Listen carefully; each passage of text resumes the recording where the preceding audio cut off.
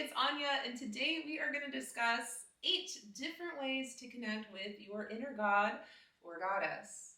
Why does it matter? Well, we are beings of divinity. Now, before you say you're not into it, let me explain to you why connecting with your inner god or goddess is not just about being holier than thou and some kundalini bullshit, right? Like, come on. We know in the New Age community, it can be very, very pompous to say words like this, but I implore you to take the time to watch this video and let me know what you think. Now, why does it matter? Well, we're beings of divinity, so to invoke and channel divinity is to live a magical and blessed life. Before we get into it, hey everyone, I'm Anya. Welcome to the season of Anya, where together we are building a wonderful, awesome community full of all sorts of wonderful, magical folks who love discussing and growing and healing through the practices of yoga, magic, and witchcraft. I really just want to take a moment to say, though, this is not a pompous thing, and it's not selfish, it is not egotistical, it is not any of those things to connect with your inner god or goddess.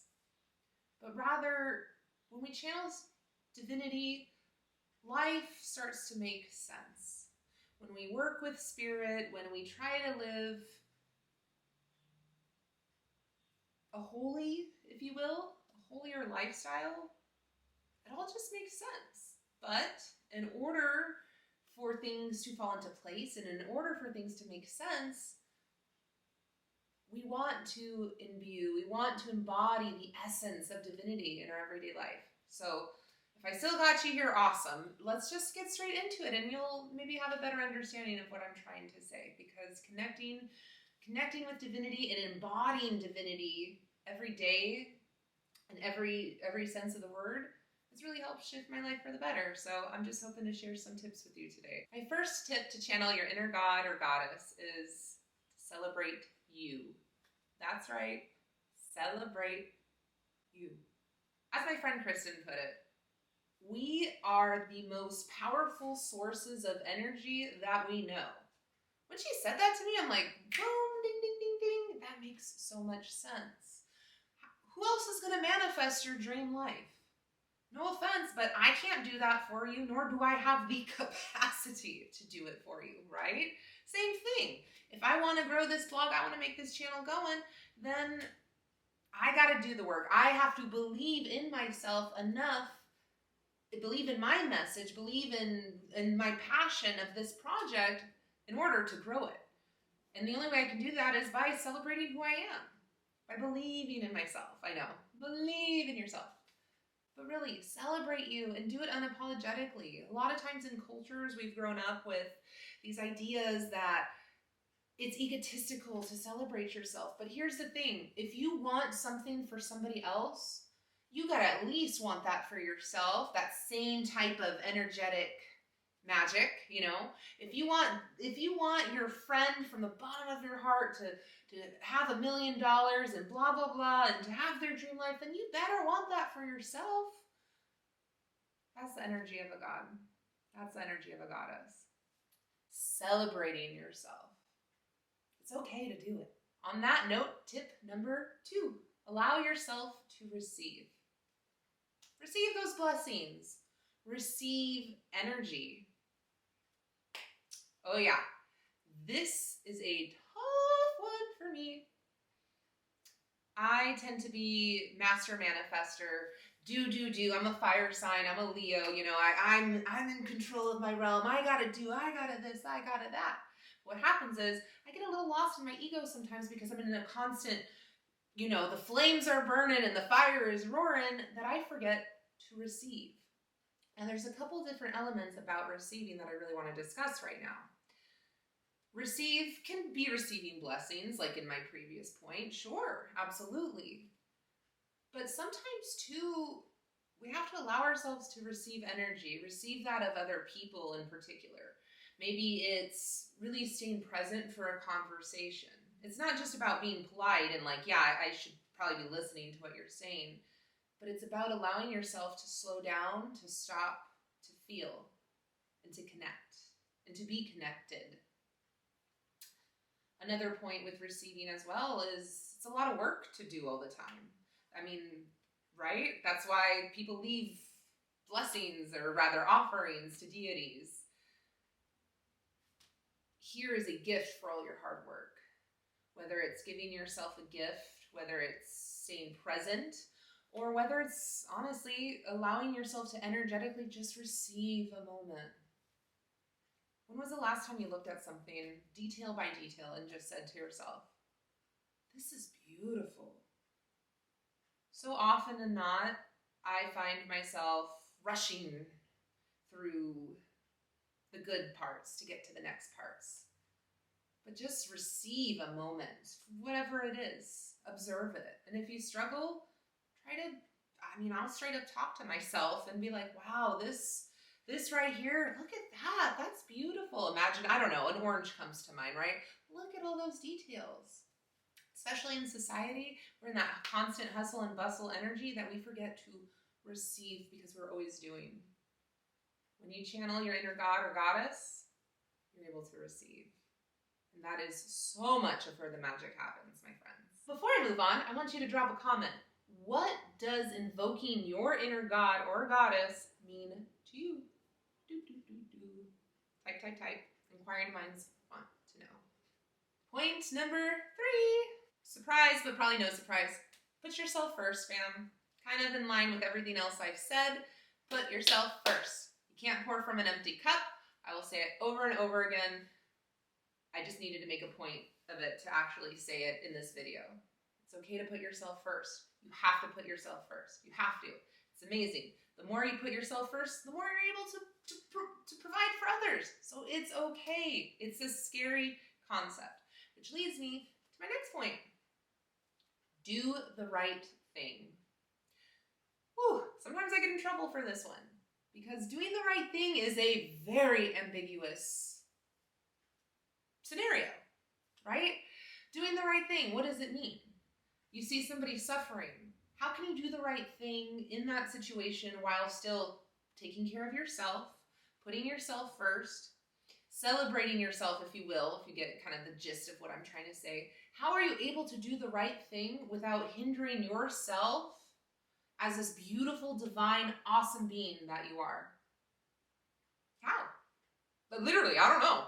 You got what situation you have. Me personally, I'm dealing with a lot in my family right now, and I am trying to find and navigate how I can do the right thing, be there for my family during this really hard time, while not going down in the flames with them. To me, that's doing the right thing. Doing the right thing is not an easy task. Doing the right thing does not make you a martyr. It can make you a hero from time to time, but be careful with that, because then you start chasing that dopamine rush. Doing the right thing can be hard. It can be challenging. It can be crappy, kind of knowing when to fold your cards, if you will. But having that knowing and having that guidance of, this is the right thing, all things considered. I am making the right choice, all things considered. Considering their feelings, when dealing with situations, considering their feelings, considering my feelings, considering the whole situation, I'm doing the right thing. It's not about overthinking it and calculating it, because we don't always have that opportunity. Sometimes it's just about, I did my best. Number 5, stay connected with your chakras. Hello, haven't gotten to the chakra system, shame on you, just kidding. But I have so much information on my channel that I will link right above, but I don't do that for shameless self-promotion. Chakras are wonderful. Now, if you had to pick one chakra out of this, believe it or not, even if you have no idea what I'm talking about right now, the first chakra on the chakra system is the root chakra. Think of it, roots of a tree, big giant tree. That tree better be very deeply rooted. What does that mean in layman's terms? As my friend Tesserath put it in a wonderful meditation he gave, I still get goosebumps from it. We have access to all this divine energy, this divine intuition, information, energy, whatever, you know, we have access to divinity all around us. But if we want to access heaven, we have to remind ourselves that we are still earthly beings and we need to be rooted. The higher we grow, the deeper our roots need to be. And this is something I'm very guilty of because I tend to just, grow slow. Our root is our life force. It's our supplement. That's where we receive nourishment. That's where we're able to withstand storms. Stay connected with your chakras, folks. Tip number 6, hold space for yourself, but also hold space for others. Again, goes back to that, don't be a martyr. You can't just constantly be just blasted with somebody else's energy, if you will, you know, whether they're trauma dumping on you or just taking a lot of space, or even the worst case, taking your essence, taking your life force, taking your energy. You can't do that. You have to know when to, sometimes, and shocking, I created this list, so maybe that's why all this resonates with me. But I'm guilty of sometimes allowing people to have too much of the floor, if you will. Celebrating them too much, letting them hold space, where afterwards I may leave a situation kind of feeling like sad about myself because I didn't get a chance to shine. I didn't get a chance to celebrate myself. And throughout the years, it's something I've really had to learn, is how to command space and how to also hold space, though, because then sometimes it goes one way or the other. But that's just me. Tip number 7, don't compare. Don't compare yourself to a different version of yourself, to a version of yourself that you want. Don't compare yourself to others. Just don't compare, period. One of my favorite quotes is, comparison is the thief of joy. And let's just keep it real. A god or a goddess knows how to be merry and celebrate. And when we are constantly comparing ourselves, God, that takes away from a moment, doesn't it? Sure does. Own it. Come as you are. That's kind of the reason why, too. I was like, you know what? I'm not going to put makeup on for this video. I'm going to have my hair up in my little head wrap today. Because you know what? Who cares? I could be like, oh, I want to be like all the other little yoga witch influencers on YouTube, on the internet, and blah, blah, blah, and I need to look a certain way. Screw it.